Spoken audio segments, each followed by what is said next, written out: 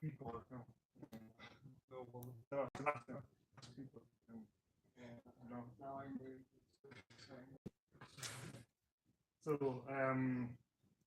I like to show you something that's quite interesting. This one, top five server, top five server on Linux.com, where say that it's good for all for small business. So and we can see that in our community too. A lot of people use the chat room as some kind of home server for their services.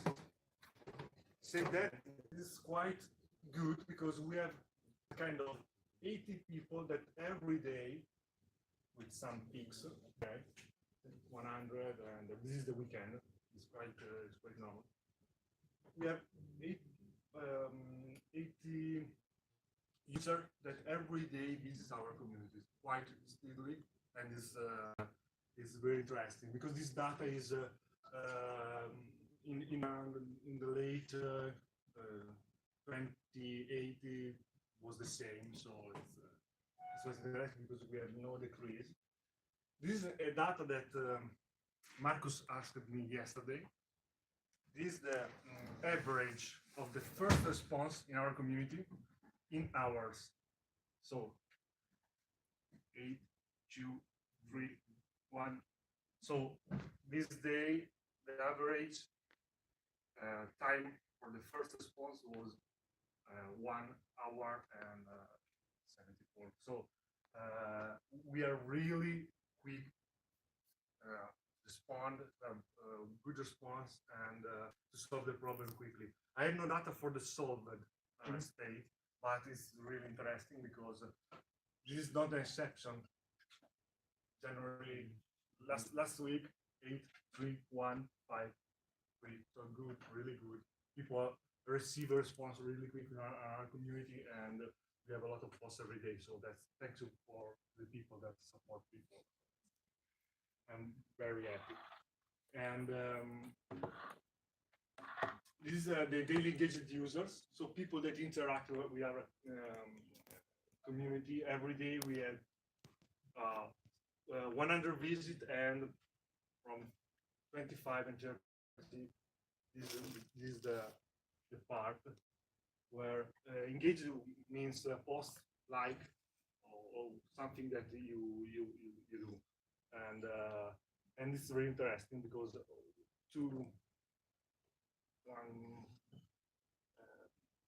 people really engage the community. Also, is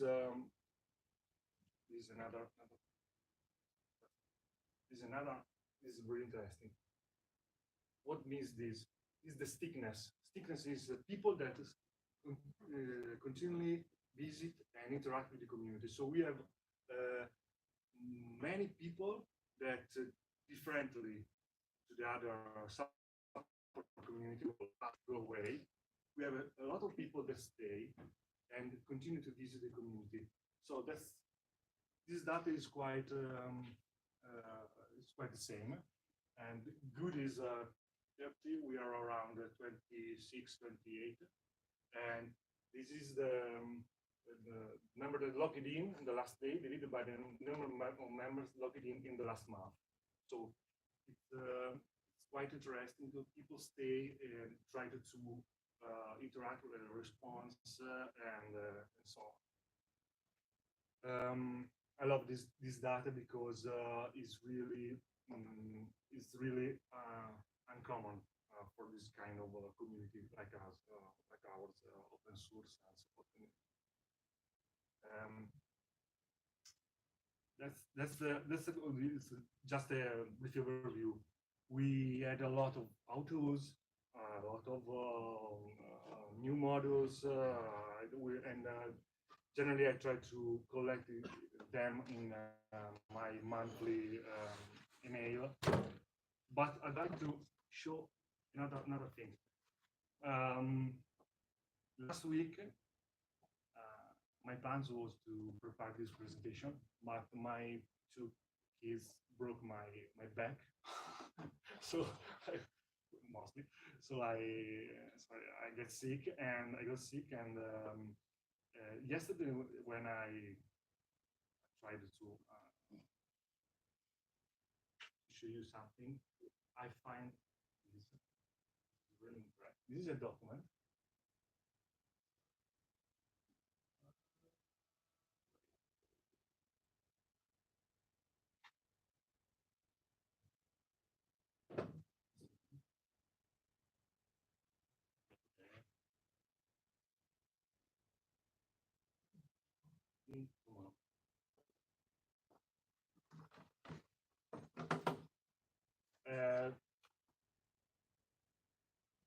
Time ago, I tried to collect quotes from the community because I need it for our server side, and I collect a lot of this stuff.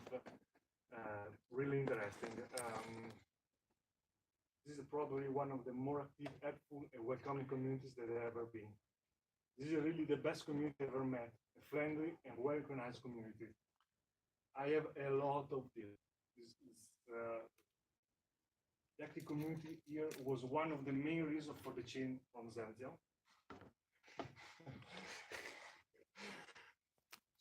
I understand the community is great. I think this is what drives the gears.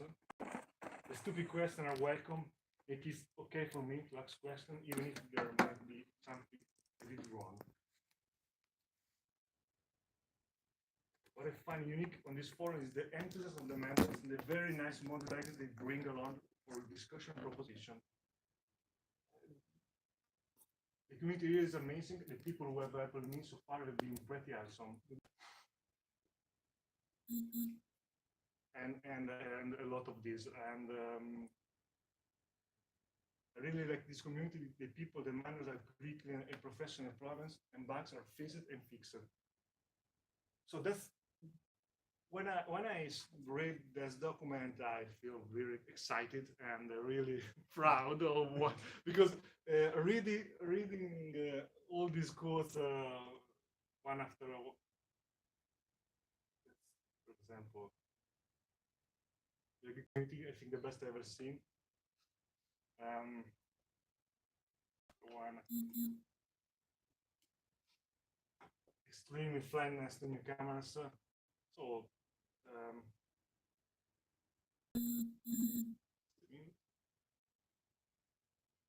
I love it. It's the best release I've seen in 25 years. It is the best community I came across and deserve the best support whatever we can. You guys have made the numbers of software. I promote it every chance I get. Did you pay all these people? Yeah. No, some of them. This is really interesting because I started as Microsoft Windows admin, Microsoft Windows sysadmin, but now my big intention is to replace as many Windows systems with Linux ones wherever is possible.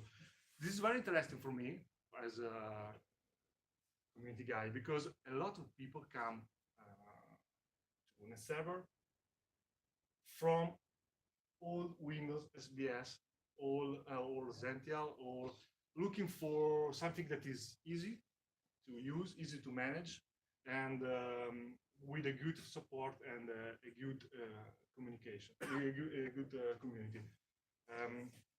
Look at this.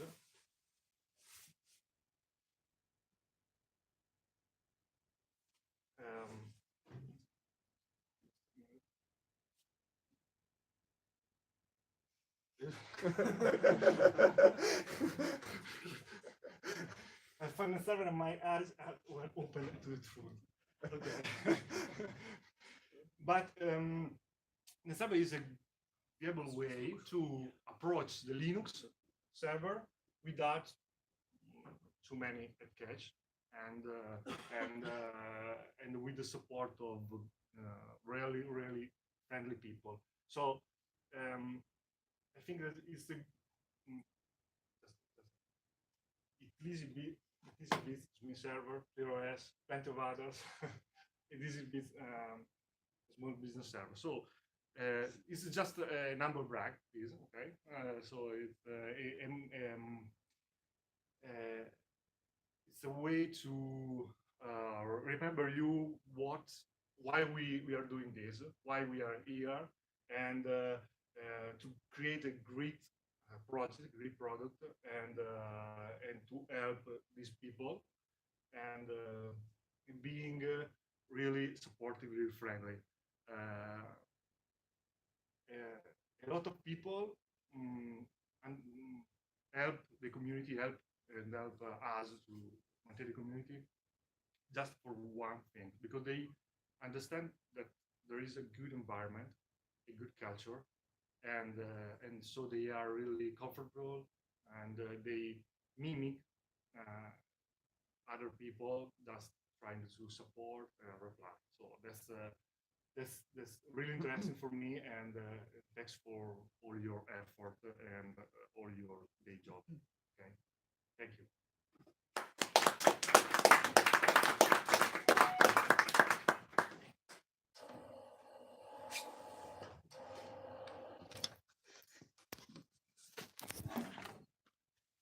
Next one. Who is the next?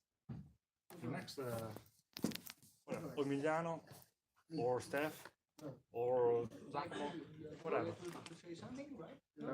Yes, I have something, but no PowerPoint, only. Oh, yeah. I don't have any time to do a PowerPoint. That's not the problem. Not a problem. We are. This is a friendly meeting. Yes, for me. And also it is my first talk in English, so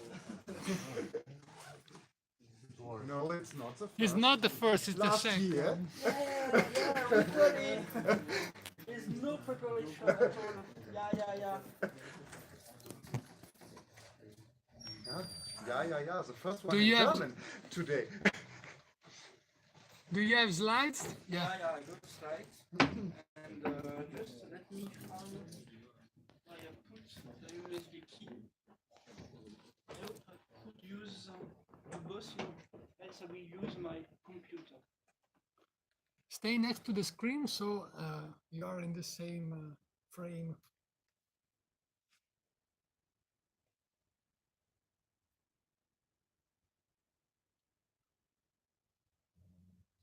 I have to get my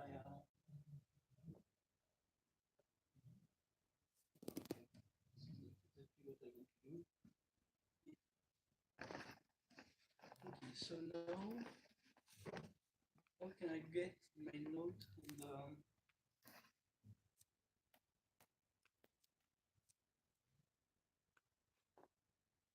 the exactly what I want to do.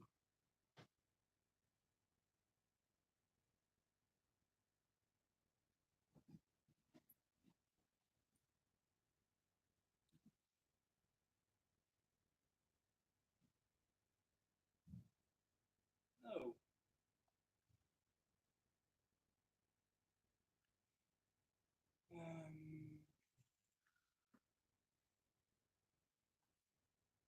Can I test with my? Okay. Sorry for the spoil. I have to test with my computer. I have to get my note on the main screen. I guess.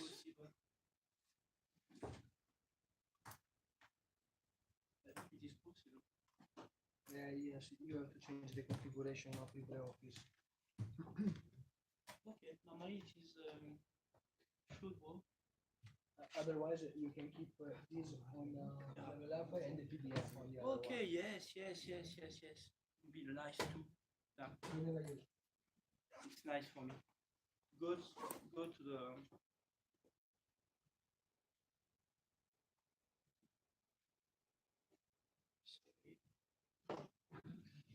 Okay, this is what I would like to do.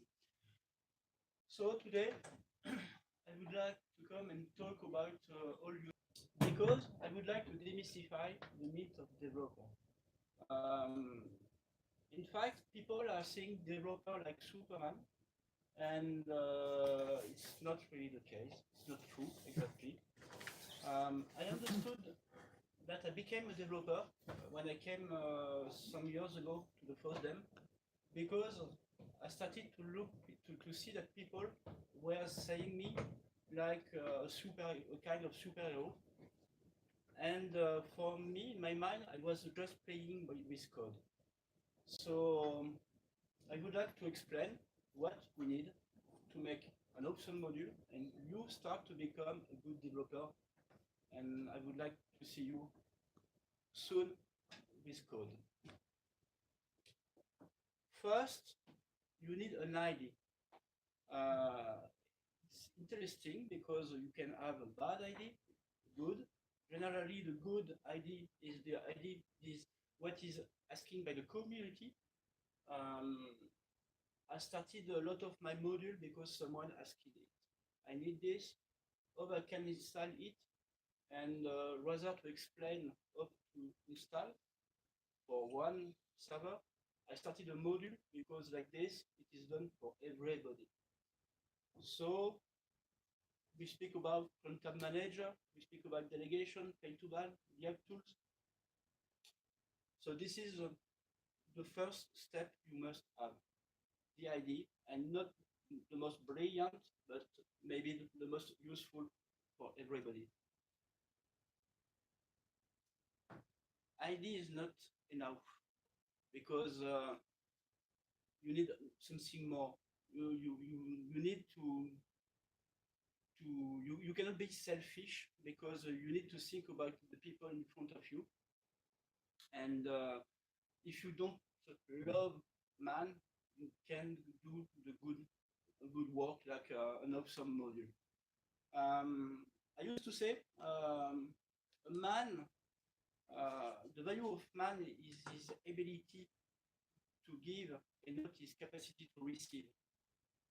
This is not my sentence, it comes from Albert Einstein, but I love it. In fact,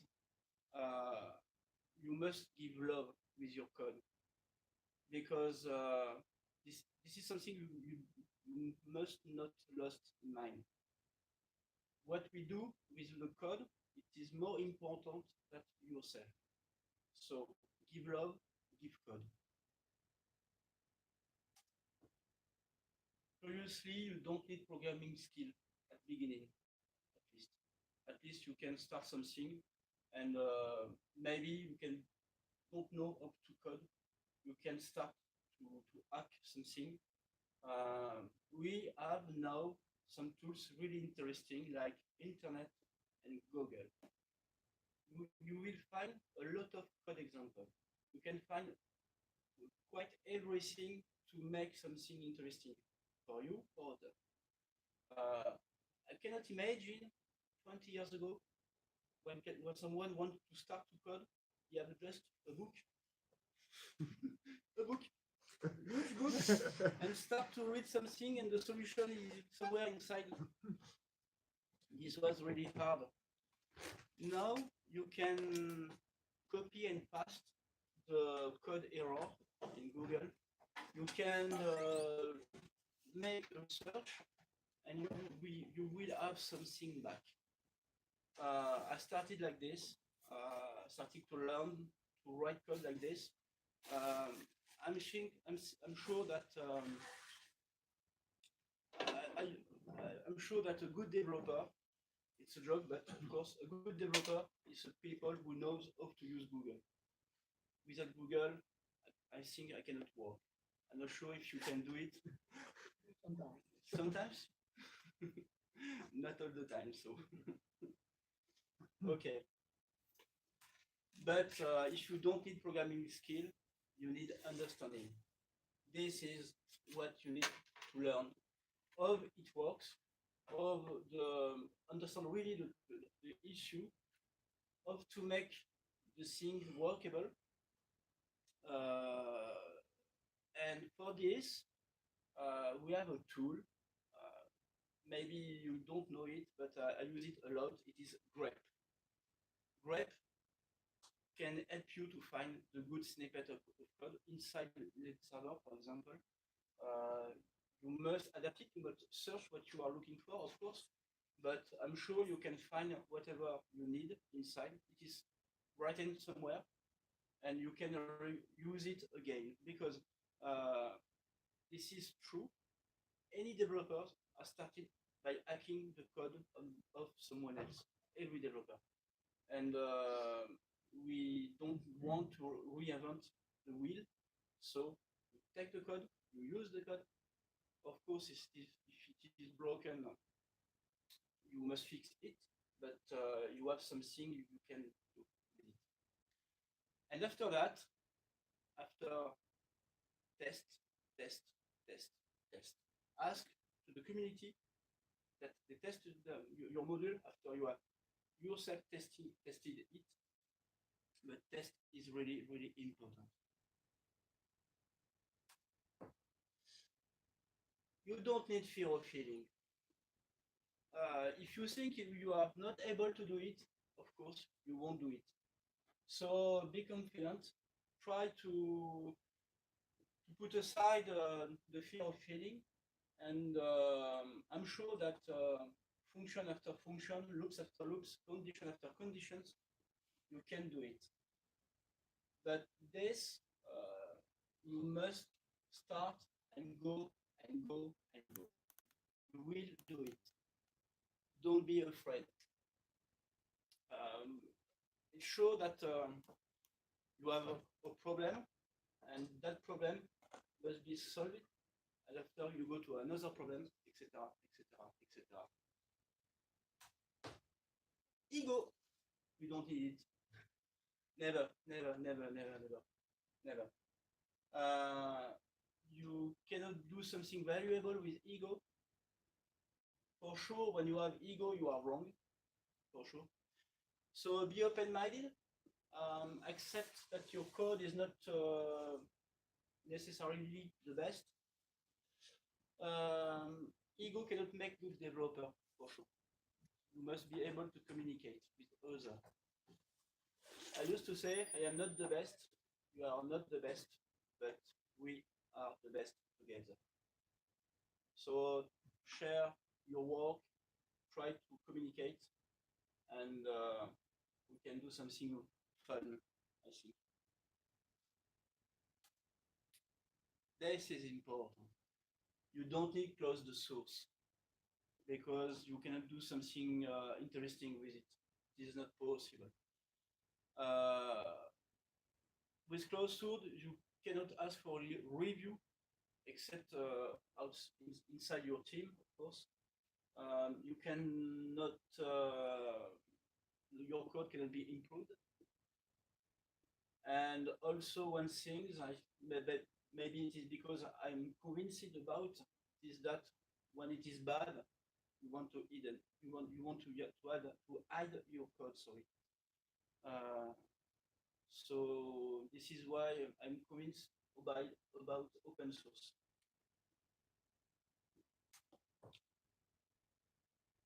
This is really important. L'assistance of community, we can help, of course. So look out for the feeling and the community. What they think about your work, how they can help, how they can give some assistance, some guidance. This is important. I think that we don't be shy. Of course, we must, as a developer, find by ourselves the solution, of course. But sometimes there is something trivial we know, and we can help and save hours. I recall Dan. We try to get an estimate property with a minus inside the name, and it's not possible. You have a little trick to make it available and workable, and this we know it. But I'm sure he spent a lot of time on it, and if he asked it, of course we could help him.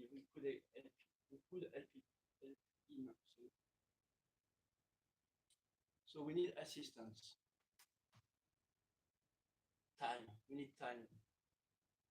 So to make a module, in general, stop my day job and stop sleeping too, because it's a waste of time. we need a lot of time with a dedicated time. In fact, when you must code, you cannot be you must stay focused on the task. You cannot be stupid. If your daughter comes, Dad, do you love me? You can be sure that you can go back on the work and start from scratch because you are lost. You are lost. So I listen music a lot to stay focused. I don't Music like I don't know, the Prodigy or music like, music like Mozart. Beethoven or something like that. No, not really. I love guitar, so I love rock sometimes. Pink Floyd. Yeah, for example, yeah, Pink Floyd, Dire Straits. I'm used to it, but Yeah, sorry for interrupting. I love a lot of kind of music, but I must be alone in my head, else it's not possible. So something that I tested is really not good. Is trying to watch video during coding session. It is not good. Don't test it. It don't work. Choose the right tools, which I read with Marcus 1 hour ago about tools to make the work, about editors. So I would advise to use the best editor, the most simple, Vim. Others are too much complicated. So, and after a virtual environment that you can use to create, clone, destroy, and make also a network environment inside. This is important. If you can save time, it is really important because I don't know exactly how much you need to make something, but it depends. And even for a good developer, you can take a lot of time, even sometimes for tiny things. This is important. A good developer is you must have perseverance. You can stay a long time sometimes.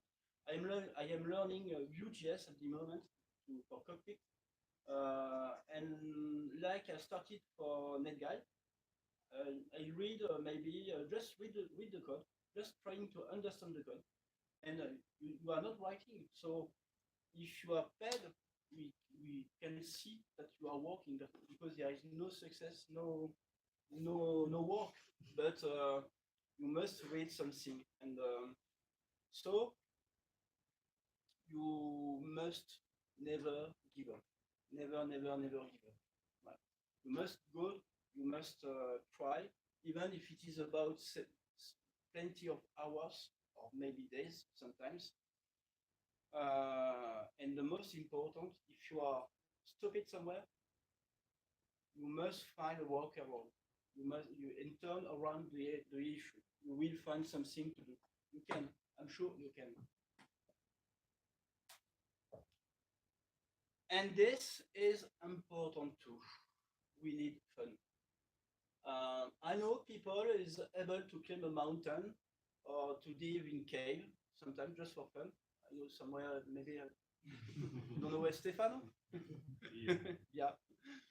So he did it for fun, but code we do it for fun. If you don't do it for fun, it is not interesting, and you will never want to do it.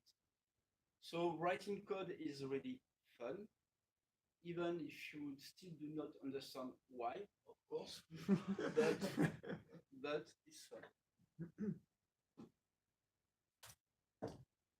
And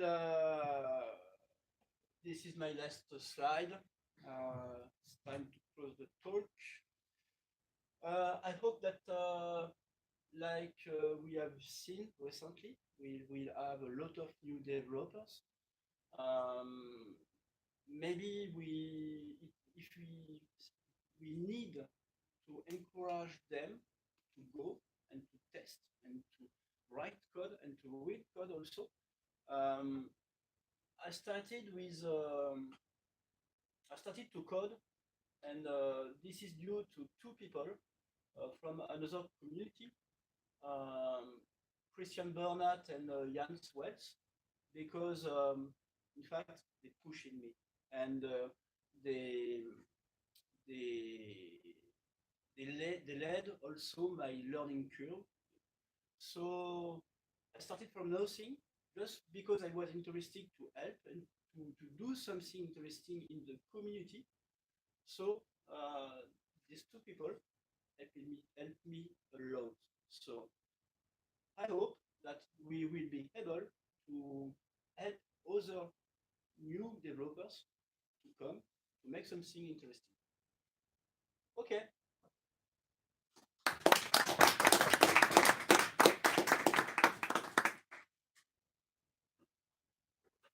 So now, who want to code? Okay. If I have to. And then after, Emiliano? And you. And Davide. And debate.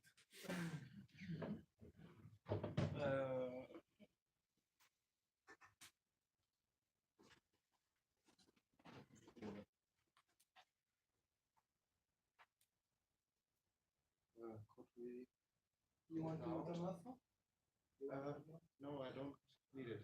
Oh, yeah. You can leave it like this or just turn off from there. Leave it. No problem. Okay. I don't have any PowerPoint because I had to work a long time and I don't have some notices to a paper, and I try to tell you something about how to support people at the forum. I asked Michael to share with us what he learned about helping people, how to help people properly, and how to become a rock star and a support. Okay, first I started to build a server with Ubuntu, with Squid, and a second server with Zoho, and I have to compile Samba, and it doesn't work. So I tried to search something which could work. The next one was Sentier. It didn't work too. But in the Sentier forum, I found there's NethServer. You have to go there. And so I come to NethServer and try to install it. It works very fine, but I have some questions, a lot of questions, and there were much people who helped me. Yeah, and so I try to help others too. My English is not so good.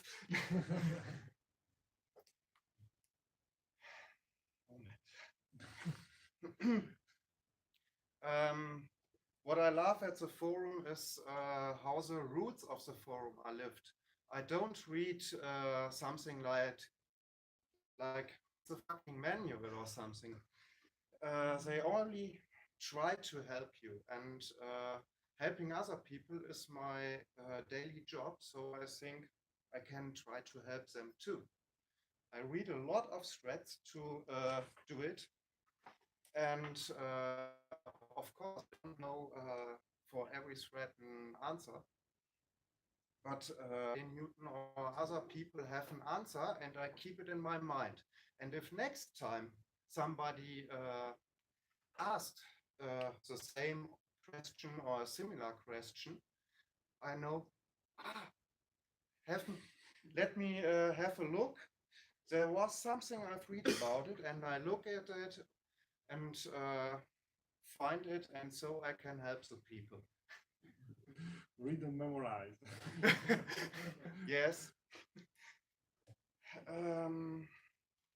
Just a moment, I have to look at my notices. You did the homework. Okay. of course, I set up a testing environment to try some things like the people, no, to build the environment of the people. They ask some questions and to compare the config files. And yes, but I think the most important thing is to know how to search for the problem. It's not. I think it's not so easy to find the right search terms. So I try to. Just a moment, kann mir jemand helfen? Die richtigen Suchbegriffe zu finden. The right search terms and ich versuche mich in die Lage des Suchenden zu versetzen.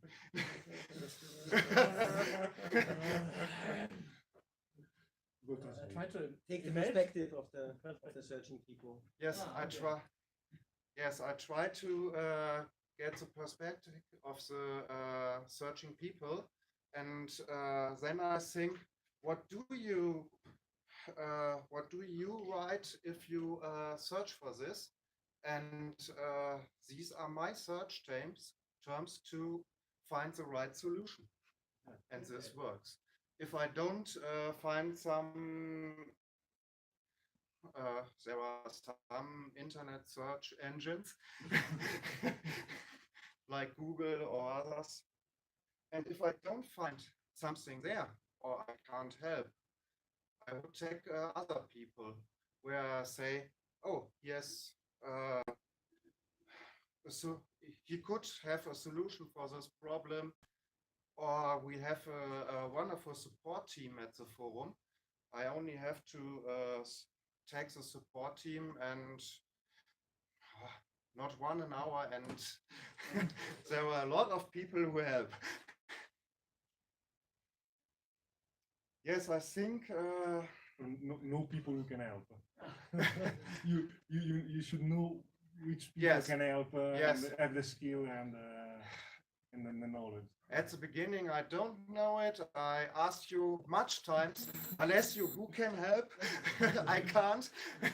But now I think I know a lot of people of you, and I know who helps with which module. Stefan is one of them. I know which modules he has written.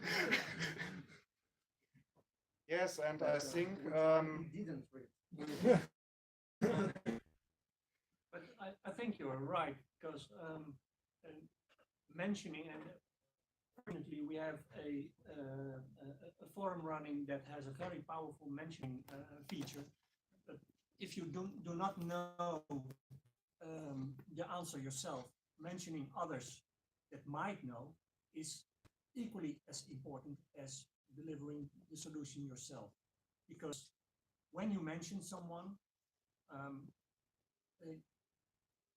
it's the way to the solution of a question, the answer to a question, and getting questions answered. That's the main goal of the forums. yes. The other one is that if you mention people, you are 1, 2, 3 people that are helping the same person. So you join the forces and Involve more people. involve more Yeah. people, Yes. and that's the way. So the secret is know which people you have to mention, because skills are, you know, I have some skills, another one has some skills. So knowing the skills or the experience of other people is really important, and you get to know just reading and knowing people. So it's really interesting. You also have to keep in mind that this is only possible if you have an inclusive community. As soon as you are not being inclusive as a community, then you can't ask others, or you get reactions like, well, read the manual, it's in there. Well, it is not necessarily a problem to point someone to the manual if you give the link to the exact chapter in the manual where it is explained, because reading go read the manual is much too broad. If you say go read the manual at page that or chapter that, and then you actually help the person that is asking the question. If you say from, well, there's the manual, go read it, then you're not helping. Yes, I think you are right, and most times I link to another thread. If I have found at another thread the same problem with a solution, I don't only say this is solution, I always link to the thread because there could be some information too, which could be wichtig. Useful. Useful. Yes, and I think there are some people who ask questions but don't describe their problems really good. So you have to ask them something. What version do you need? How's the configuration? What have you set for network? Did you any custom settings? And something like this. I think this is a good way to start helping the people, because you need this info. This could be a very big problem if he has a custom template and we don't know it, and we are searching for a solution, but we don't know why this system works in another way than mine. So you have at least a common questions to raise. Yeah. Yes, I think these are the main things. Hi.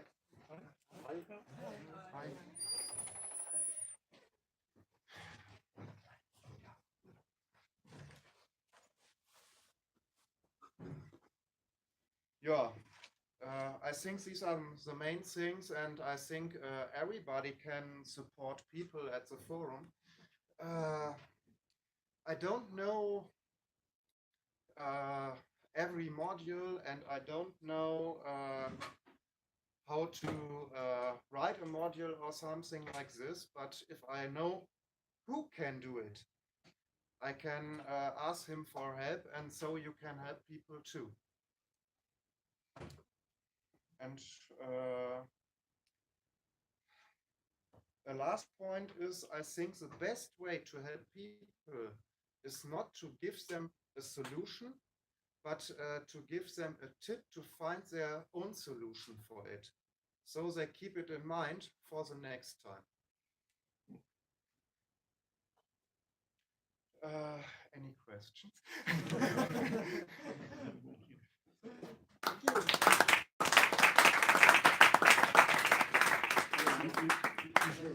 You should write down everything, because it could be Yes. very useful for other guys. Yes, I write a little how-to for it. Yeah. I think the how-to would be better than my.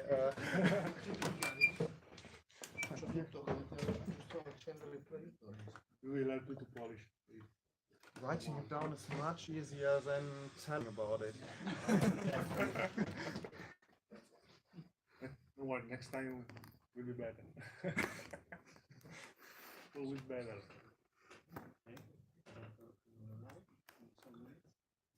Next time I learn it every day, every day.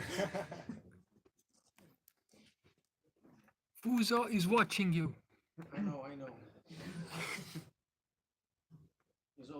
He's always watching me. Some way or another. Okay. Stay next to the screen. Okay. Almost. Not really. But anyways, let's see if I can manage to do something different. Let's see. Sorry for the Italian. don't know why I'm going to put it around. No, it's not going to work. Perfect. I'm going to use no, not really. Why? I don't understand why, but it's fine. Okay.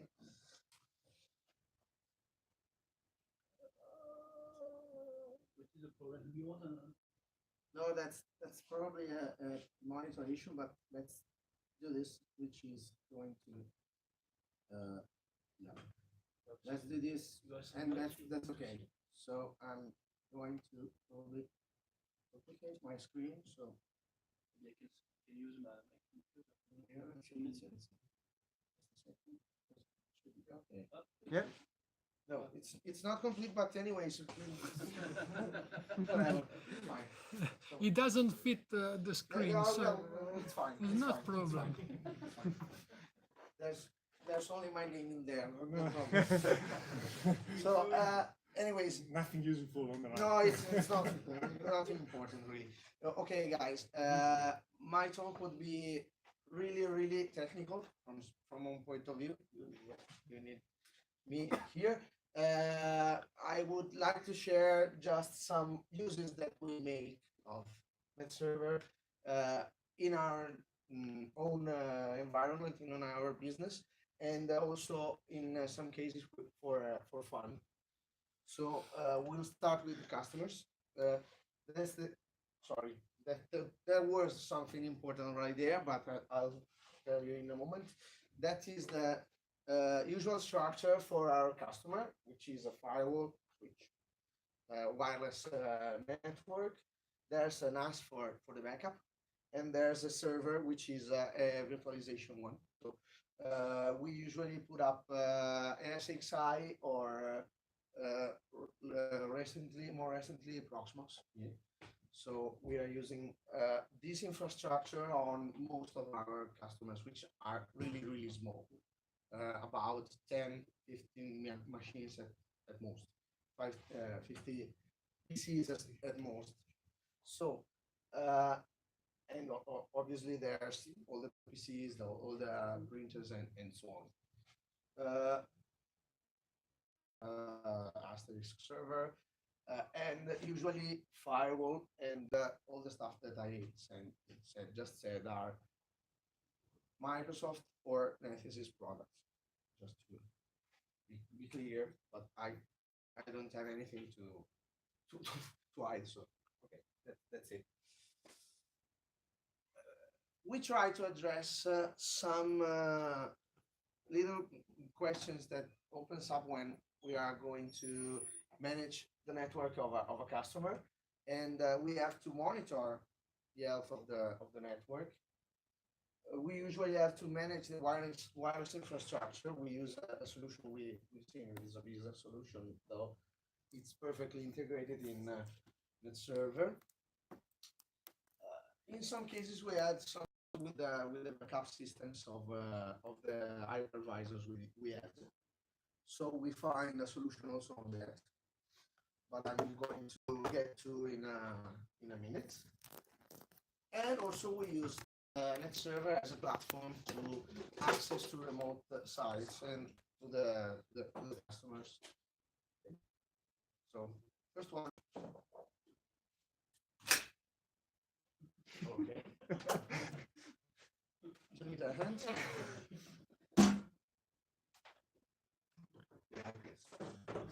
Okay. Yeah, better for the stream. Okay. So first solution, Fabi, which is quite known.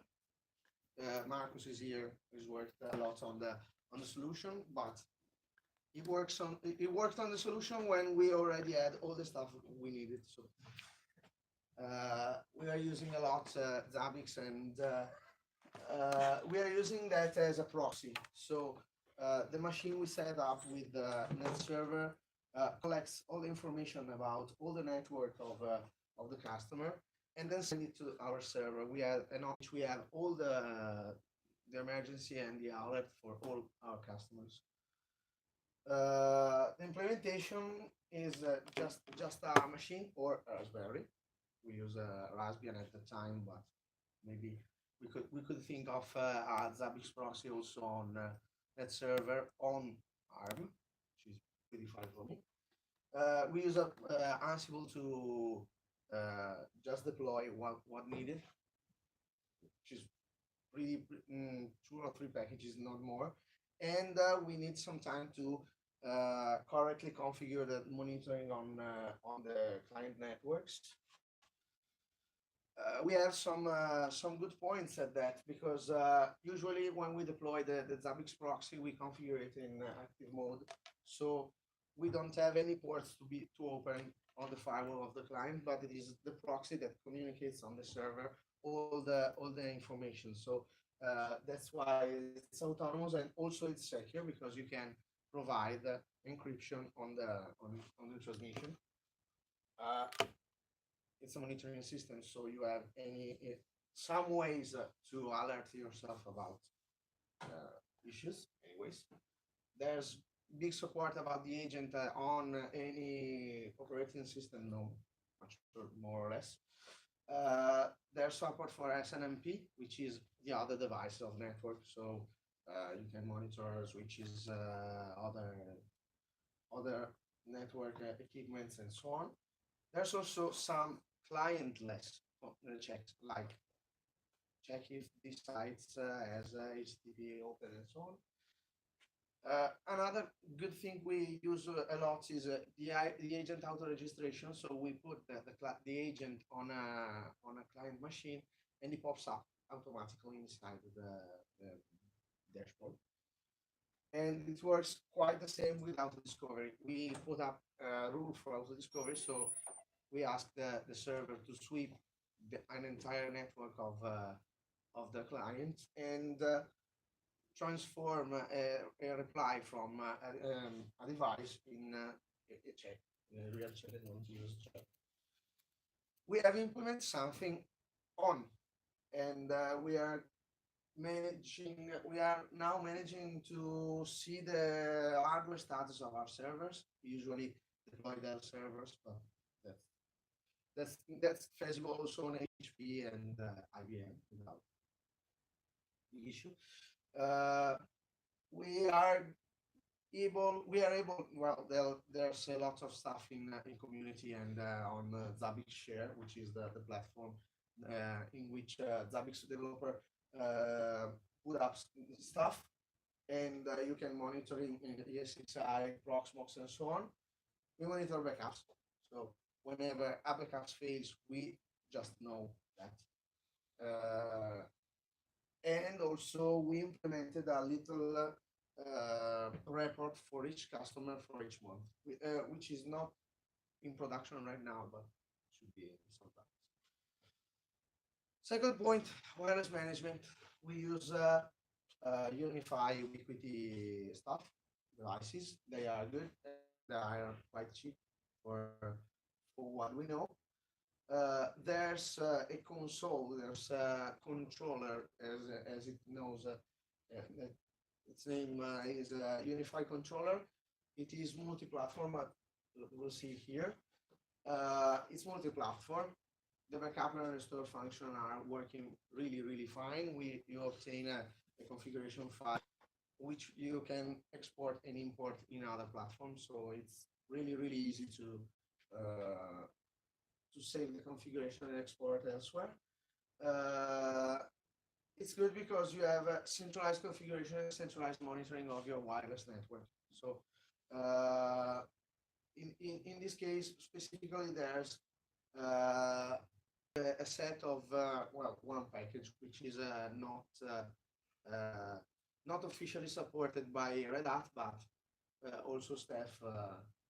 Sorry, I went to over. Okay, here we are. There are unsupported packages, but unofficial packages, but they are working. They are working really fine. And we set up simply the controller, the wireless controller, right on the top of NethServer. We have a button also on the NetGuy, which which brings on the interface.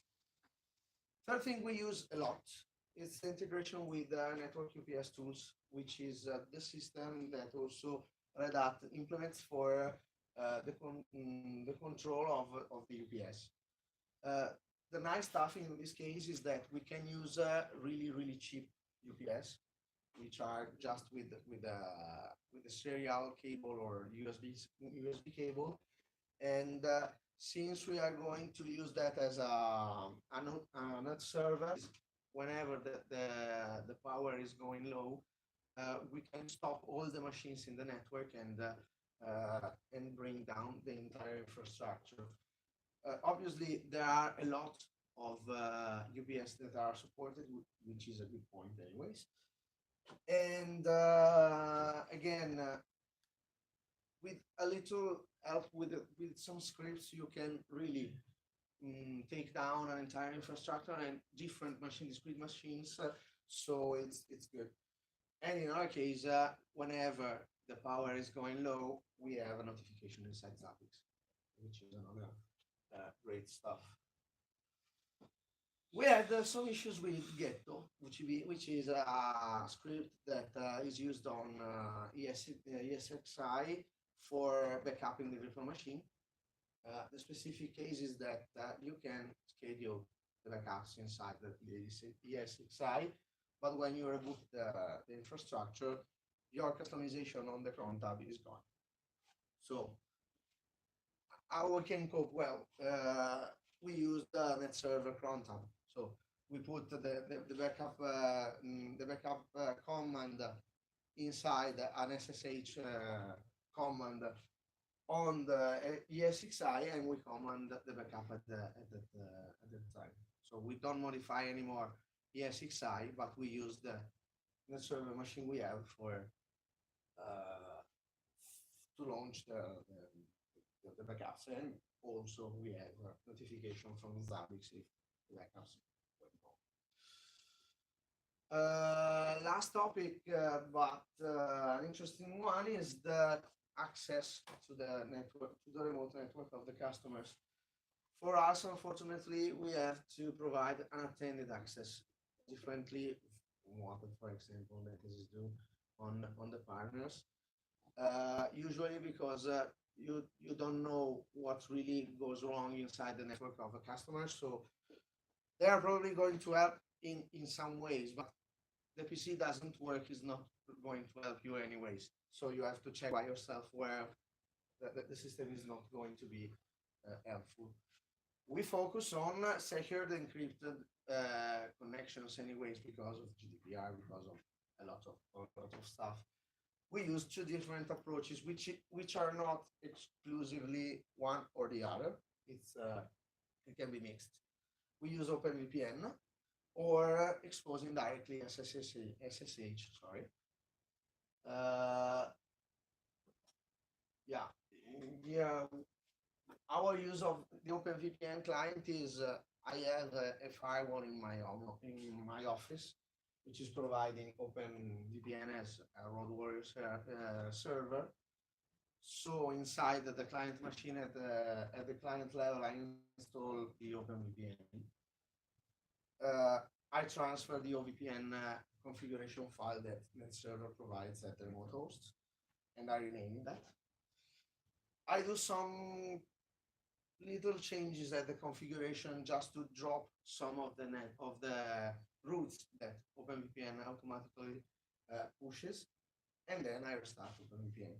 In this case, I have a Road Warrior client with the specific route which I need to for connecting directly to the machine, and then at this point I leverage SSH. If you don't know what SSH is, well, please study, because it is a tool that is awesome from a certain point of view. I'll just put some stuff that we usually do at clients. So we restrict the access on the SSH port to our own source address. So only us can connect on SSH. But anyways, we changed the default port. We usually disable the root login from the outside. We create a couple of keys, one public and one private, and we push that on the machine. So only our key can again log on.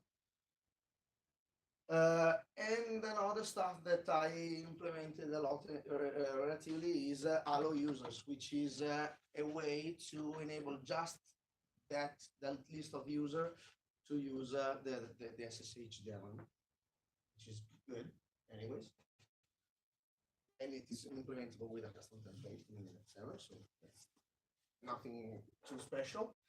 And fail to ban. Fail to ban is another great service that Steph give us, and why not use it? If I look at my fail to ban logs, and then I never see attempts on SSH. I also have a different port, not a standard port, but that's enough. Yeah, usually it's enough. To have no attempts at all. Usually I it's have enough. a lot of open VPNs attempts, really a lot, like over 100 a day, but no SSH attempts. No, it's usually it's sufficient to change the port. Usually, yes. So that is an approach like much more security through obscurity. So you just Yeah, sure. But still, I have it's sufficient zero, anyways. Yeah. zero attempts on SSH. Yeah. When I check my filter. Usually it's sufficient. Yeah. And I would like to provide an insight on proxying and tunneling, which is two of the specific tools of SSH, which we use a lot. Really. Let's start with proxying. This is a configuration file for SSH. We simply define two different hosts, and on the second host, like you see, we use an SSH connection to the first host to do a proxy, an effective proxy. I can command just the connection to the second target, but inside it connects firstly on Bastion, and then using Bastion it connects to the second point. the chain. Yeah, it's a connection chain, so you can connect to Bastion, and then from Bastion you can connect to the other host. It's clear when you see that this is a private IP, so you can never reach this from outside. So you have this is public. It should be public at least. You connect to the public one and then jump from the public one to the other one, and this is really good. The other one is the SSH tunneling. Who doesn't know tunneling? Okay, perfect. So you already know all the syntax. That's local port, the IP address to connect to, and the port to connect to on the remote. We usually have an issue in this case. We open the SSH connection, and then we know that we have to open another port. Like, I don't know, I connect to that host, and I know that I have to go to the NAS, but right after I have connected, there's a solution, and I want to share it with you, which is through the SSH console, which is weird, anyways, at first to use, but it's really good, and I'll provide you some more insights on that. I have my prompt. I just do ~C, big C, capital C. In this case, this won't never happen on the console, but instantaneously you get the SSH console prompt, and then you can launch the tunneling command. It opens the ports, and you can immediately use the port, the new port. Again, if you do the same command to report on the SSH console, you can kill the tunnel you opened at the time. And that's really, really good, and that's really operative. And I wanted to share this one because it's quite a little period. Second scenario, I've said business and fun. This is much more or less fun, anyways. So let's talk about that. I recently had to provide a new infrastructure for a community. So that was the main goals we tried to provide and to reach. We wanted a centralized authentication. We wanted simple enough user and groups, mostly because not all the maintainers of the infrastructure will be IT experts. So they are used to create users, assign groups, and so on, but they really don't know about the technical details on behind. So we had to give a simple management interface and a tight integration between the services. We needed an on-cloud approach because we had some service that has to be provided to anyone. So anyways, efficient and sure backups and the cheapest possible anyways. Most of these goals calls for NethServer. Most of them. But we had some issues. Since we bought some VPS, we had one interface, network interface, which is green by default. And I don't trust the traffic that the port receives. Another issue I had, which I solved quite easily anyways, is that the LDAP queries to the LDAP server inside NethServer has to be TLS encrypted, which is again bound to the host name. And usually, if you do another stuff that I'll explain later, and use private IP address that is different from the public one, you have some issues on the certificate, and so the connection by TLS is a little more difficult to gain. I've posted a question on the community on this one, but I didn't receive a big feedback on that, and I'm going with the manual approach. So whenever I configure a new user which is not going to have an email, I simply disable the email. And that's it. Steph suggested some ways of retargeting the email, but anyways, and definitely there's no Docker support, which we needed for some of the application we had to provide. We use an online voting platform, which is Helios, which actually is provided much more or less simply with Docker, and if you use Proxmox, you have Docker available also. That's that's the other one. It's not really Docker, but anyways. Containers available. In this case, we finally decided to buy two VPS, one with NethServer, which provides a lot of the stuff we already seen at the goals, and use a Debian one as a platform for Docker. In our case, we are going to put up a VPN between the two machines. So the network provided by VPN is my network, which I trust, and not all the stuff, the other stuff. Sorry. No, here we are. Obviously, as I said, the green interface is a problem, so I had to put up a lot of custom firewall rules to block all the traffic and allow only what I want. I use virtual hosts. I use PHP in a lot of versions. I use 2RDBMS on NethServer. And we use NFS to provide storage for the other machine to backup. So there's no remote backup for the two machines, they are simply backup each other on the other, which is working at least.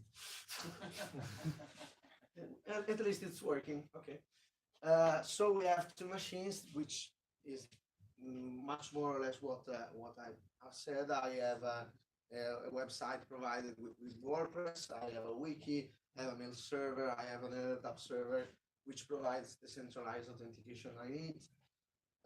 MySQL and Postgres. Postgres is again, most of the application we need are based on MySQL at least, but we need Helios, which is based on Postgres. So we need both of the engines.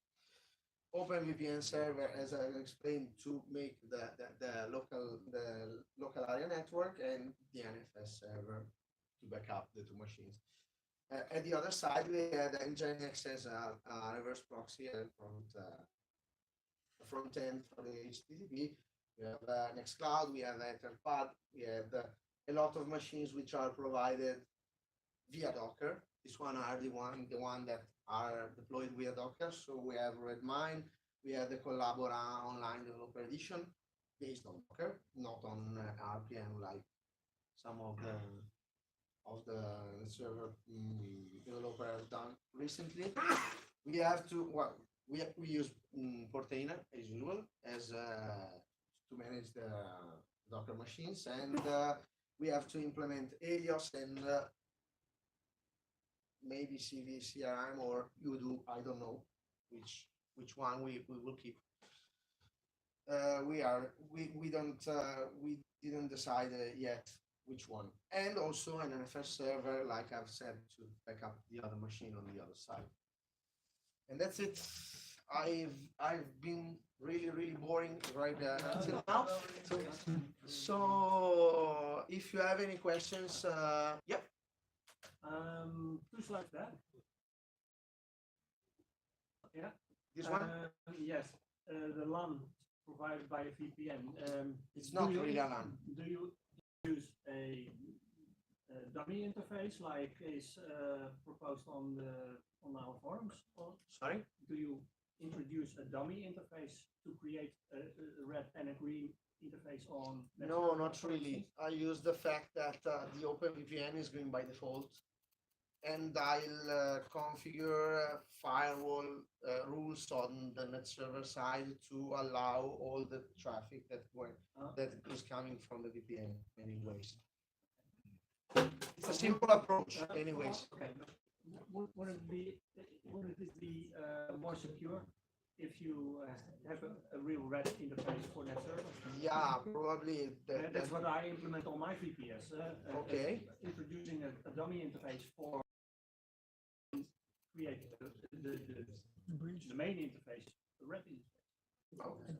I did the same without the dummy interface, but defining a view from the server manager. Yeah. It's an action, but okay. it works at Yeah. least in a. Yeah, because Yeah, probably there are more than one solution at that point. The biggest problem for a dummy interface is that it's the MAC address changes every time you reboot or restart the interface. Yeah. A static MAC. Yeah. Okay. We can do it because this solution is using with SNF server. So I think because when you are in the cloud, Yeah. of course you have It is one. I have only one interface. Yeah. So you must find a physical solution. Yes. Well, I use this one, which it's not probably the most Elegant. elegant one, but works. It's okay. It's working. It's working. Okay. Thank you. And just to go back on Docker. Yeah, if you want to update us on the. Yeah. I'm not the boss. I need to ask my boss, of course. But we did.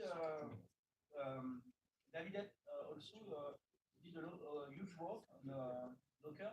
So now it is an internal network, and each container gets an IP inside the internal network. And of course, you have Portainer, and Portainer is a really nice now application to manage Docker. Yeah. I use it a bit, and it's really interesting. The other stuff that I didn't mention, but it makes some issue probably also with NetServer, but also with any other kind of private network. Each time you instantiate a new a new container, which is pretty. It's not so manageable because they modify heavily the chains of the IP tables, and that's What about using cockpit to manage your Docker? it's feasible, but I didn't have a lot of time to research on new solutions and new implementation. I've seen the cockpit interface. I've played with maybe 4, 5, 6 minutes, something like that. We're going the cockpit direction Yeah. with NetServer, so it would be, well, Yeah, logical to implement the Docker management all through cockpit. yeah, and it will be maybe much more efficient. The only stuff I see is that actually for that infrastructure that I've seen, the Docker side is on another machine, so I have to Okay. try to include the new machine on the cockpit, which is feasible, completely feasible. But you know, it's another machine anyways. That's fine. Okay. What kind of community it was? I am part of the Italian local LibreOffice community, which is Libre Italia, and we recently changed the infrastructure, and that's the result. So we had, So Libertalia is based on NethServer. yeah. And It's a good advertising. Oh, Italo Vignoli said that if you are not good enough, they. So we have the support of Yeah. Italo No, Vignoli. Good. Yeah, yeah. and what about Helios voting? Is it stable? Well, inside Libre Italia, we use it a lot, really, really a lot. And we use it as a service provided by Helios Voting, which is at the same time it's simple and it's simply implementable, and in 5 minutes you have your poll and that's it. But at the same time is an infrastructure of someone else, so you may trust it or not trust it, and you know, since this stuff is encrypted inside the database, there are stuff that is encrypted. The voting name of the people should not be simply reachable, and so on. They are quite sensible information, and we wanted to have our platform, our specific platform to do that. Online and on the Docker Hub, you can find the Docker image of the Danish pirate party. I think they customized their own version of Helios voting. I don't see any big problems in Helios. I've seen they had some issues, some security issues, but it was much more a web browser issue, much more than Helios one. For us, for you know, like board voting or simply like I said, referendums, questions, or something like that. It's a simple instrument, but it's really really good. So, any other question? I tried. Thank you very much. Laylo was saying that the mechanism doesn't change this on the virtual machine. I don't know, never tried. He wrote on the chat. Probably he made something to get the mic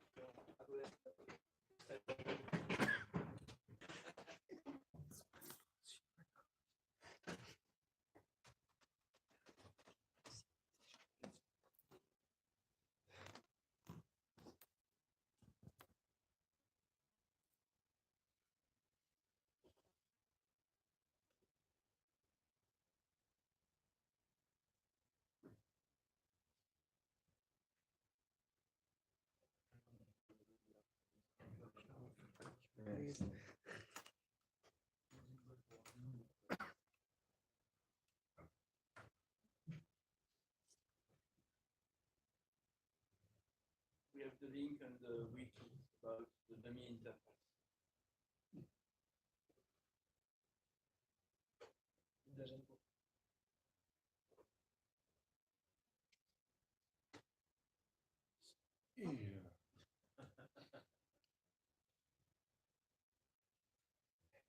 You don't have faith. I don't.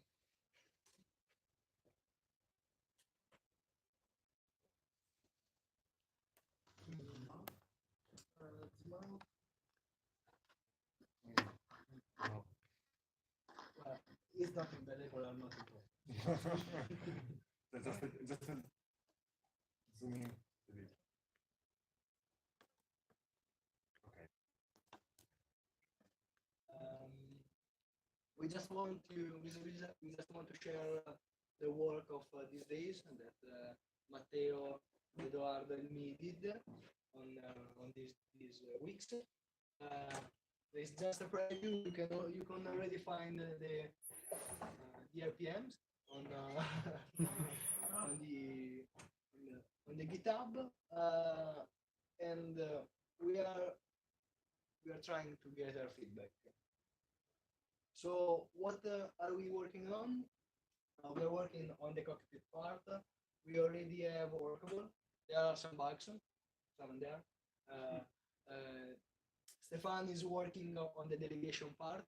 So when you install the machine and install the account provider, directly from the group page of the account provider, the trusted network, so the risk usage, and when a user logins, he only sees what about his profile, just like the delegation panel Stefan already did for the NetAI. Thanks to Stefan, we found a bug that a user can't change, couldn't be able to change its own password. We already fixed it. Well, you have the backup, you have all the standard stuff. I let you play on your machine. The new big part is the firewall. We tried to style the page at the same in the same manner. So on the top we try to have something which is the status of the system. In this case, there is the network topology, which is read directly from the database networks. So if you have one or more red networks, so you will see every network there. You will see the blue interfaces, everything you have on the system. And from the dashboard, you should have an idea on how complex is the configuration of the firewall. So if you have one or more provider, if the provider is up or down, how many hosts are on the network, how many firewall objects, and so on.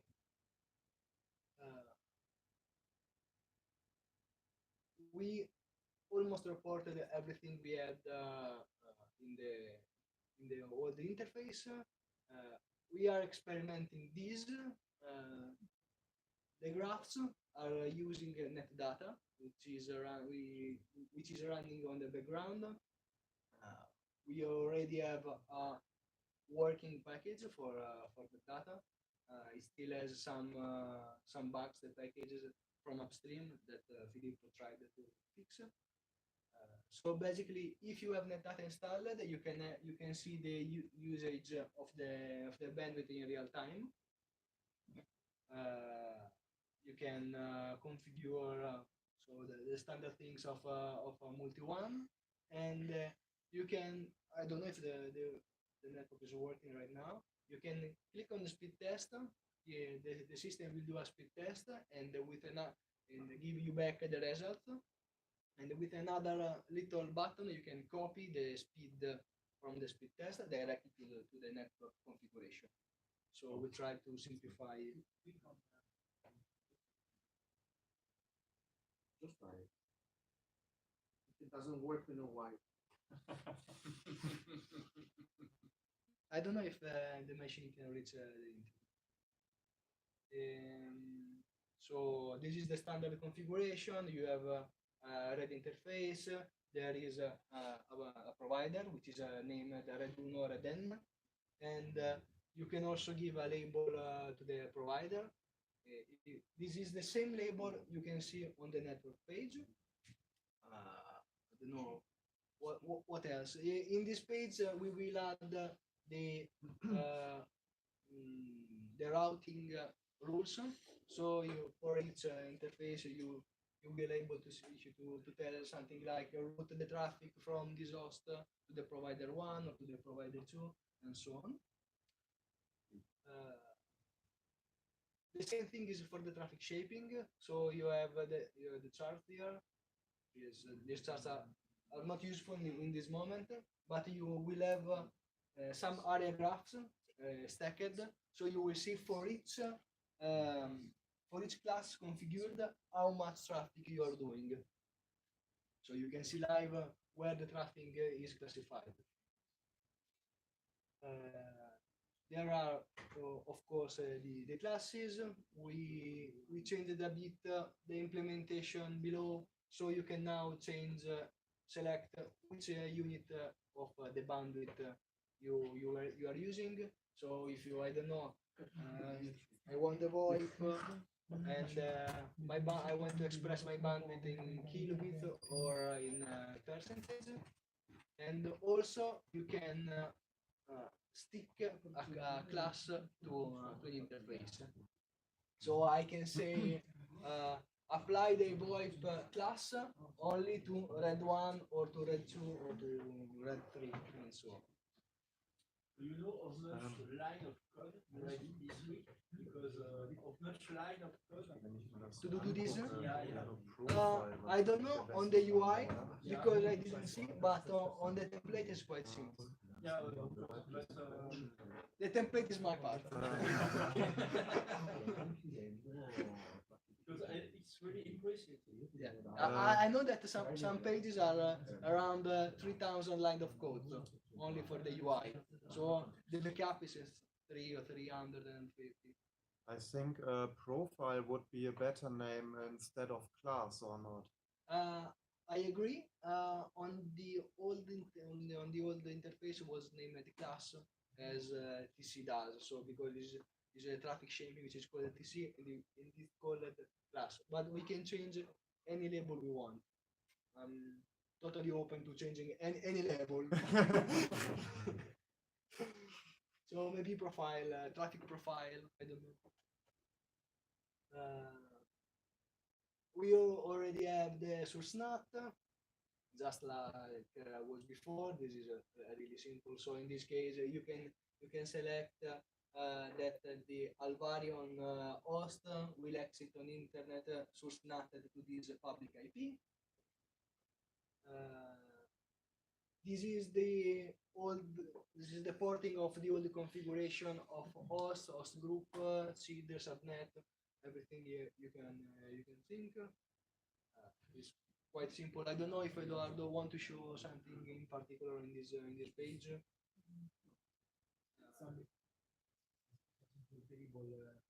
Create, visualize, edit, and Okay, so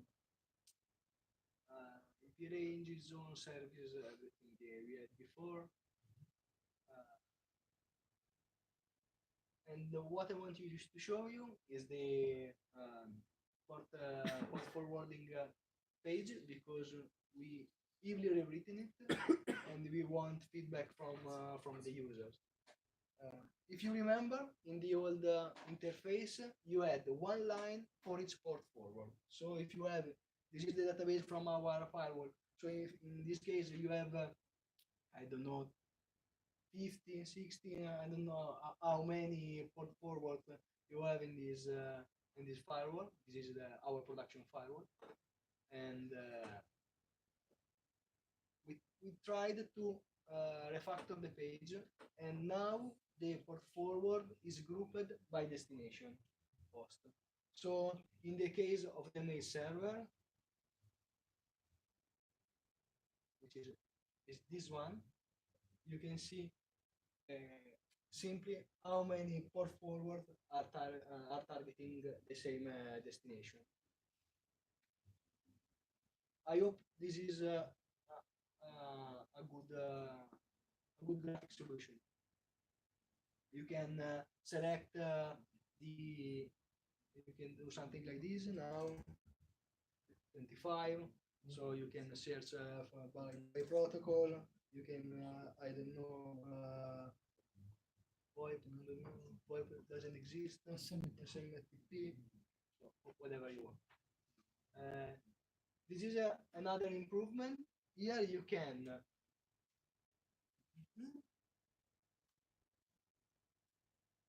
write down an IP address and you can select the host name if already exists. If the host name doesn't exist, I don't know. I can't find one. Okay. If the host name doesn't exist, you can create a port forward without creating a real host name group, host name object.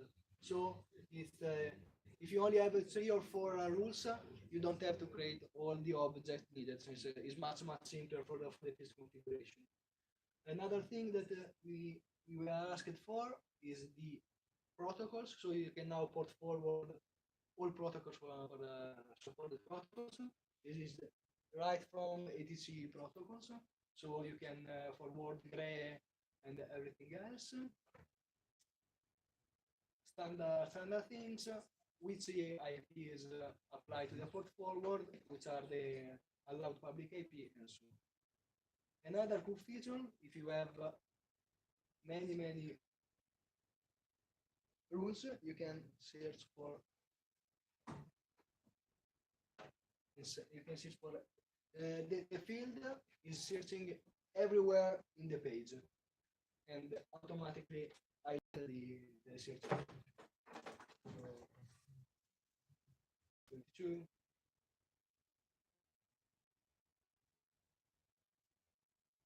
In few days, this package will be available 21. So I hope to use it on production, maybe on a small server, and find there is something which is not working. Just use different that's only play forward. The firewall does not rest. Exactly. You have a banner above that you want to start the firewall and apply the control. You can do it in only one shot instead on each controlling creation. Because basically on little hardwares like Raspberry or Apple system, the restart of the firewall is quite easy. It took around 16 seconds, so something like this. There's happen to be any changes at the interface configuration with the copy? The network configuration. Yeah, you know, when you configure that one interface, all the interface goes down. Okay. For a little bit. For now, it is the same. Okay, we have fine. planned to change it, but it's quite hard because the underlying system doesn't support it. So we have to write something I know. our own. That was an interesting question, but you know, that's fine. You don't have the same problem if you are using Network Manager, for example, as backend. So this is roughly the state of the development. If you create a port forward with a destination host that is not a host object, you can create it in because it's like in warning state, and you can create after the. Why is the needing to reboot the server to apply the No, not to reboot the server. the firewall? Yeah, just restart the firewall. It expands all the template and restart the firewall. Yeah. The firewall service. Firewall service. Apply rules. I don't know, something like this. Apply rules. Apply rules. Don't restart anything. I don't know. This is the state right now. I hope we will finish the firewall part with the rules, the standard rules, accept, drop, and so on in a month. I hope so. And then we will pass to other things. There are still many modules that we need to develop. We need to develop all the stuff about the proxy, about the email server, about the HTTPD configuration, and all the other modules that are built in the server. So you will see the development in the next month. This is a brief introduction. I don't know if there are some other things to discuss, questions, opinions. Great work. If you want to talk about the Samba 4, We need some feedback with levels, titles. Yeah. We have from the user perspective, Yeah. I guess, to polish and even because we are not native English speakers, so I think the next step will be application modules through Cockpit, yes. and but that's quite a huge topic, I think. We only have a Mattermost here, which is workable. And as you can see, the firewall, which is now an application. That's an application. Big difference is that the new on the left is quite small compared in the past.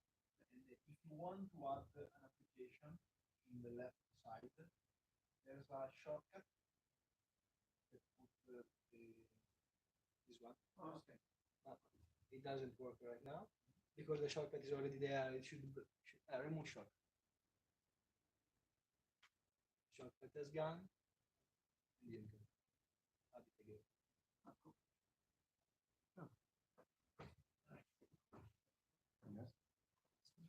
So if you have a firewall, probably you will have firewall, proxy, and the VPN. Yes. On a mail server, you will have mail users. you can customize the menu with the part of the server is made, for example, in the server or something like that. Firewall. Otherwise, the official documentation will state go to application, select. So you need to select the application and you can have the external URL. If the application have an external URL, for example, Mattermost is on virtual host, or the settings part to configure the application inside the cockpit. Or server manager. there is also the backup module, right? Yeah, the backup module Already is done. yeah, we can say it's done. That is I guess there is a little bug. I don't remember. We added the support for WebDAV as backend for any type for any engine of the backup. We also added the report of usage storage and something more. I don't remember.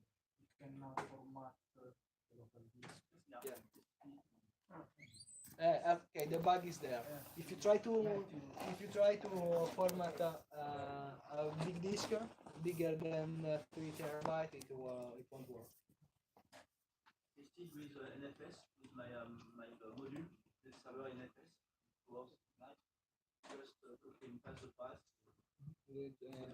Start. Another big change is that the wizard, the first configuration wizard, is not more available because the machine is already workable when you install it. The yellow things you see are the hints the system provides the user to better configuration. For example, change the DNS, One more than necessary not change responding. the company, or change the default support. Things that in the past without force you to work at the first time, but the machine is workable. Also, the SSH port is standard. It's only a security int for the Of course, you can disable it. yes, you can disable all the links.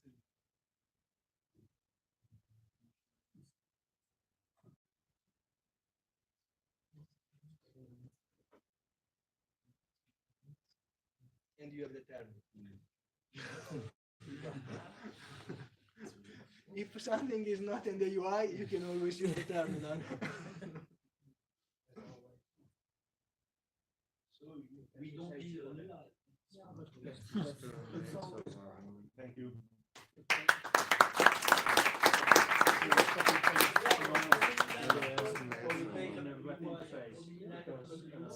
How many lectures? 350. 3,000, 3,000. Both API and the UI. Plus the API. Plus the API Yes. part. I guess around 6,000. That's for the makeup part. Yeah.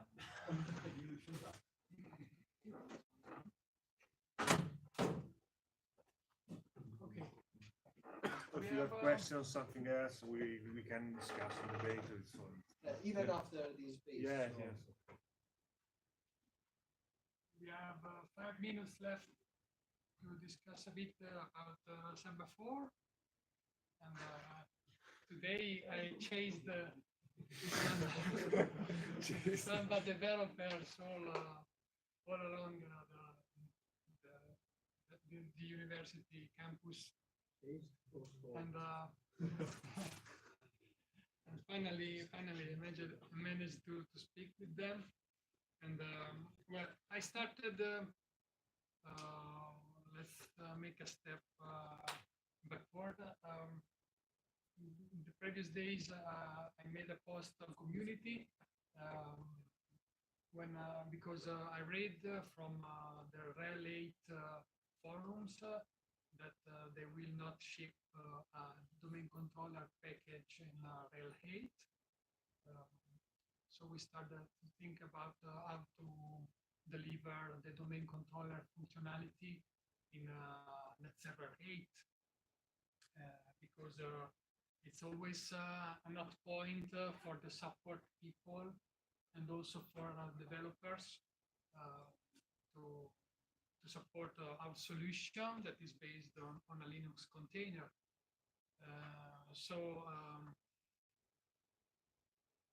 If you remember, one of the main mantra of NethServer is to follow upstream. But now what we can do, now that upstream doesn't support officially Samba DC, what do we want to do? What is that?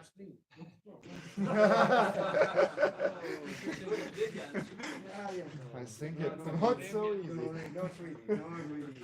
We have there is plenty of possible solution, and from what the upstream developers said to me, I was talking with them with Rob too. Rob was present too.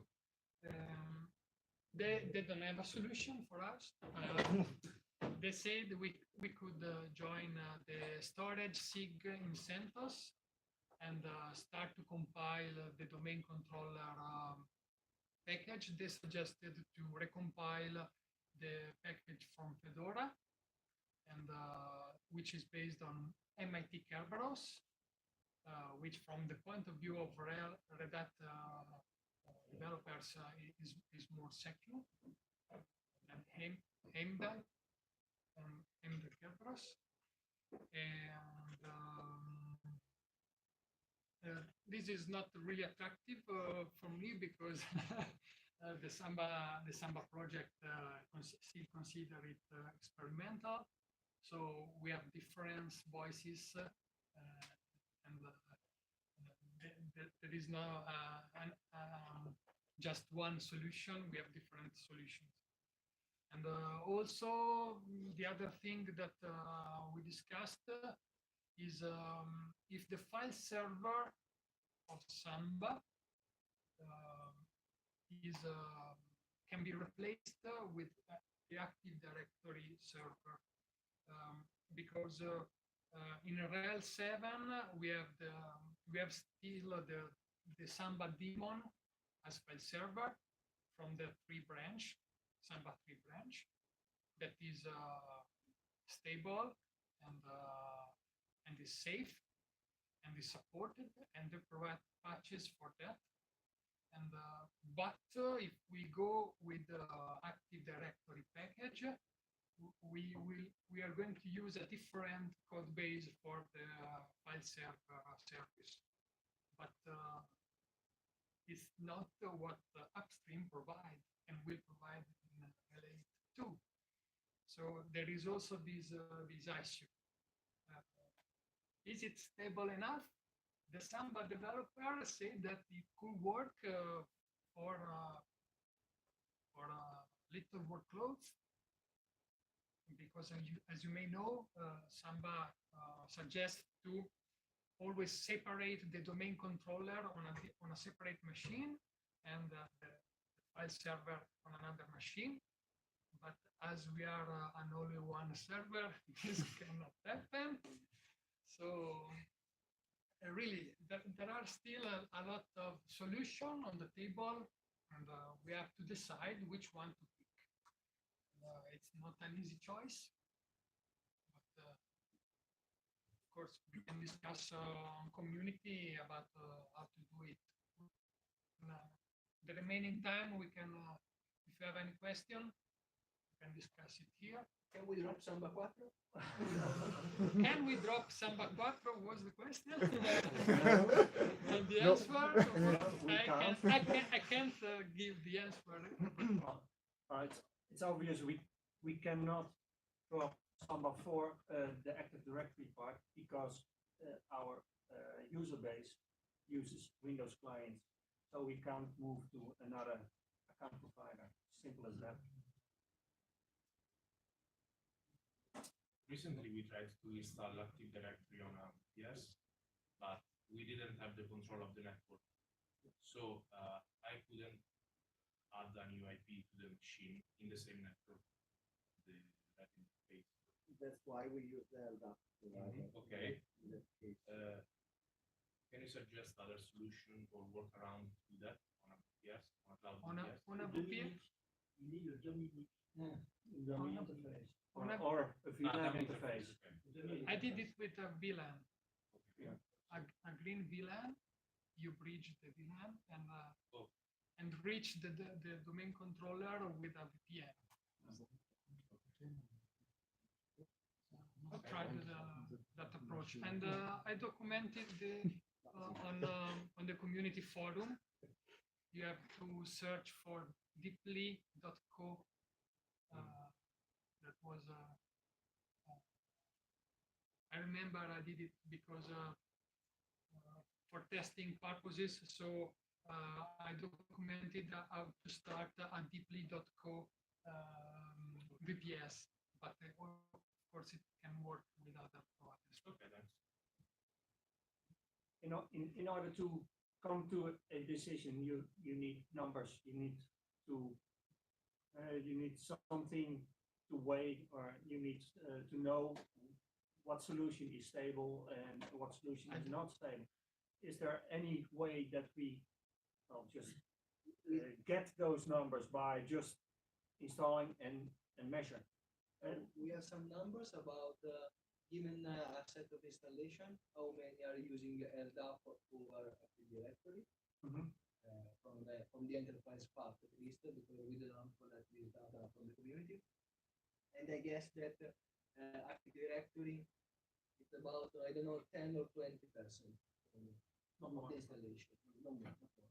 In The enterprise. absolute numbers are I don't remember. some hundred. Yeah, 100. Maybe 200 or 300, something like this. I think most of the domain controllers are still the 6. So we will have real data when 6 will be out of support in 1 year and a half. see how people migrate from 6 to 7 and what kind of account provider that we choose. The point is how many file servers are out there. Because if you have a file server, you need to upgrade to a D. Whilst if you have just a mail server, an LDAP is enough. My point was, you cannot make a decision if you don't know how a server will react under a load. If you what Niels said, it all depends on how many clients you have, how many connections you have to your file server. If the server can cope with all those connections, but if it turns out that if you switch to Samba 4 file server packages and they turn out not to be stable enough with a low load, well, you won't have a problem. But as soon as you have a high load with a lot of concurrent connections to your shares, well, and you find out then you're really in trouble. So you have to know before you make the decision to go the Samba 4 file server. It's really hard to test this configuration in a development environment. But you can't make a decision on guesses. So it's I don't see an easy way to make such decision. I base what I know is that we replaced a Zential server that runs the domain controller with file server, and it has to be restarted every day because the file server. No. The Samba 4 domain controller file server. Okay. That is the one that normally serves only NetLogon and sysball shares, and in the Zential deployment, server wasn't stable. All the shares, and they had trouble every day. They have. That was some years ago, and now I don't know how it's going. Probably it's going well for most use case, but that was a network with 150 clients always connected, and they had trouble. With NethServer, they didn't have trouble anymore. So it's because the Active Directory was in a container on because there are different instances. Yeah, okay. Because our file server is the stable upstream supported Samba code base, but they don't provide the domain controller. So if they work separately, a domain controller process and a file server process, everything seems to work good. But if you use only the domain controller service, also to do a file server, you fall in trouble. So that seems to be an issue. Another issue is how to port our configuration to use only the domain controller service as file server, because we need to switch also the SSD configuration. That requires a major rework of how the DNS works and everything. So I prefer to keep them divided. Understandable. Frankly, I don't know what the right solution. If we can remove the container and have two different instances of Samba, the only drawback is that we have to use always two IPs. So no container, two binaries, but always two IPs. Yeah. This is the real drawback. To separate because they are listening on the same port. Exactly. I worked on a solution based on IP namespace where I can run on the same machine both daemons, one for DC and the other for server. That is almost the same as we are doing now with a container, but we have also a different file system to maintain with and update that is quite complex. You have to enter the container and issue commands. So there's room for an improvement of the two separate processes. Not so much, but a room for improvement. First priority always should be stability. And you have to think that we have to replace OpenLDAP because OpenLDAP still is not supported in the Red Hat. So we have to measure work all the account providers. Samba people from CentOS and so on that told you if there is any project that could be interested in package like that, or they were looking at me with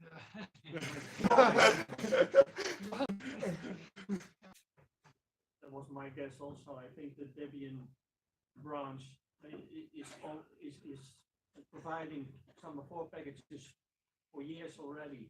So they have the experience, and all sysadmins that want to go the Samba 4 route choose a Debian-based distribution.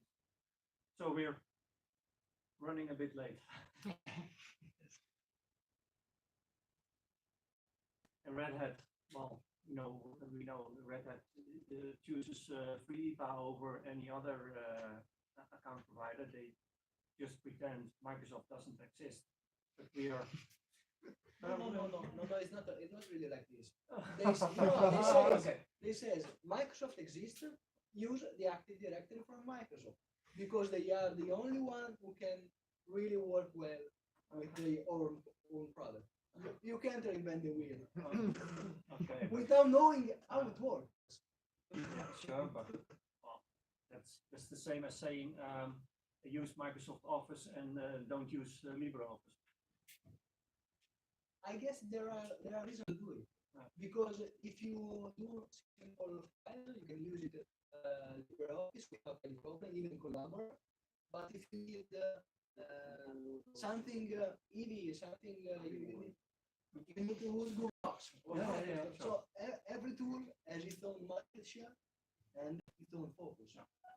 It is a proprietary software, okay, but if it's paying develop and maintain the same thing,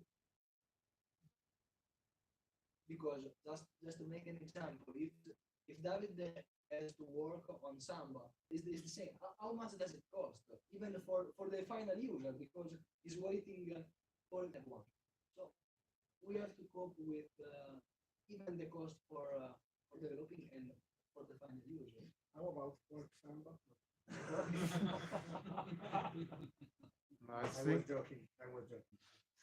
I think we have a lot of companies which have Windows client with Samba. We can replace the Windows server with the Linux server. Without Samba, we have a big problem. At this morning, Marcus and Rob and me are speaking about it, and the big problem are GPOs. Even the implementation of the GPUs on Samba 4 is hard.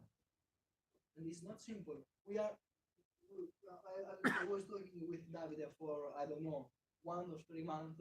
Every once in a while, I say, Davide, can we do something better for the GPU? He starts studying and say, no. Yes, but without Samba, you don't have a Linux version to implement GPOs. To implement the GPU for Linux, you have a free APA, but it works only with the Linux client. So yeah, it's not a good path again. I know we have a Linux client, but our customers don't. Yeah. We have, said, we have a different solution, possible solution for this problem. decide which one to pick. Let's go on with the discussion on community. Everyone is invited to bring his contribute to the topic. And, hopefully we'll find a good. I think there is no perfect solution, but we have to. Maybe we should start with a list of options we have. Yeah. And then Yeah. just try each option and if it works and how stable it turns out. I want to say, I think that we are not a distribution that compiles every package. I can decide what to put. We are based on an existing distribution, so we have not the force to provide a solution like Active Directory, domain controller like Debian or having some data about how many Samba 4 are out there in the community would be interesting, useful to decide, because the enterprise is not the same. Because on the community part we have a lot of 7, I guess, but we don't know because we don't have If numbers. everybody agrees, we can start collecting the sense data. Because It's not so much effort for the developers. Our statistics data are not. Statistics data, are yeah. not, I don't know how many interfaces you have, how many, if you have, how many users, and what kind of provider are you using. Not the name of the user, of course, just statistical data. But I guess Because we it can could help us in a to couple of make the words. right choices, because at the moment we don't know. I showed a lot of people choose NethServer because it's a good SMB replacement, is good, and not having RDC could be a problem. We So, know that but we don't have numbers, just have. We know that most of our users are Windows users, are Windows sysadministrators. So we can imagine. That they'd like to if you search Active Directory on our form, you can have thousands of topics. They came for Active Directory, not for Cockpit. Yeah, exactly. Yeah, exactly. So, Exactly. probably. You have better right with IB, the AB, when you have like a directory. With OpenLDAP, you have you cannot have the IB, the user right function. The IB is open. The sorry. The share, the share Okay, folder. yeah. IB, open okay. with OpenLDAP. Yes. Yes. So people think goes to the share folder with Active Directory. If you have a file server, you need Active Directory. The LDAP account provider is just for guest access level. Good for home. And here, what kind you use as authentication? You use OpenLDAP or Samba 4? Let's make a poll from the Samba 4, I use it. Samba 4. But what if you go another route and use something like Nextcloud for your share instead of shares? Yeah, this is one part that people always suggest, even to our customers. But you can change the mind of the customer. Okay. So it might be a viable option to introduce permissions on directories or something that are accessible to more or less call it a share. Nextcloud instance. Nextcloud is a personal cloud. Yeah. So you it's not- need on file sharing, I don't know if it's the right tool for file sharing. is it strictly personal, or is it also possible to It's assign groups to? Yeah. You can do everything you want. You can share files. You can share files, but many of the users connect a network drive to the network They are client, used to that. and they're used to that and work like open document on a network drive, and that kind of protocol. I don't know if WebDAV is That good for doesn't that. support that, or that doesn't, you have to download it locally, Yeah. and then you can change the. This is the files. limitation I see for Nextcloud. It doesn't work with network drives.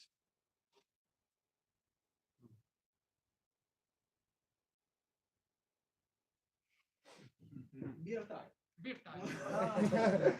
Another one. So, when we have the reservation for tonight? 8:30. It's near here, right? Yes, it's 10 minutes. 10 minutes first, okay. And unfortunately, I'm not with you guys. You're not coming to eat with us? No. Are you going to eat? Yeah. In some ways, I don't think I will lose weight. Alessio, do you want to say something to close? Bye bye.